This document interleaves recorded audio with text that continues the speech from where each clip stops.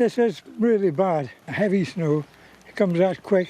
Atlantic থেকে ধেয়ে আসা প্রবল শক্তিশালী ঝড় গরুটির তাণ্ডবে লণ্ডভণ্ড হয়ে পড়েছে পুরো যুক্তরাজ্য।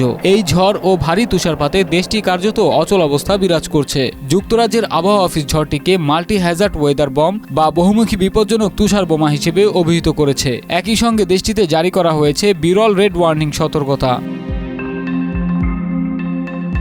সিল আইল্যান্ডসের সেন্ট মেরি বিমানবন্দরে বাতাসের গতিবেগ ঘন্টায় ৯৯ মাইল রেকর্ড করা হয়েছে, যা এই অঞ্চলের ইতিহাসে সর্বোচ্চ। ঝড়ের তীব্রতায় শত বছরের পুরনো গাছ উপড়ে পড়েছে এবং বহু ঘরবাড়ি ক্ষতিগ্রস্ত হয়েছে। তুষারপাত ও প্রতিকূল আবহাওয়ার কারণে শুক্রবার শত শত শিক্ষা প্রতিষ্ঠান বন্ধ ঘোষণা করা হয়েছে। ভারী তুষারপাতের কারণে বার্মিংহাম বিমানবন্দরের রানওয়েতে বিমান চলাচল সম্পূর্ণ বন্ধ করে দেওয়া হয়েছে, ফলে শুক্রবার সকালে বহু ফ্লাইট বাতিল করা হয়েছে।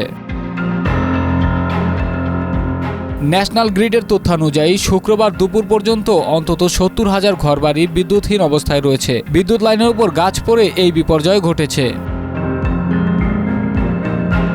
এদিকে তীব্র তুষারপাতের কারণে সড়কে বহু গাড়ি আটকা পড়েছে। আটকে পড়া এসব গাড়ি থেকে এখন পর্যন্ত অন্তত ১৫০ জনকে উদ্ধার করা হয়েছে। তাদের মধ্যে অনেকে ৩০ সেন্টিমিটার পুরু তুষারের নিচে আটকা পড়েছিলেন।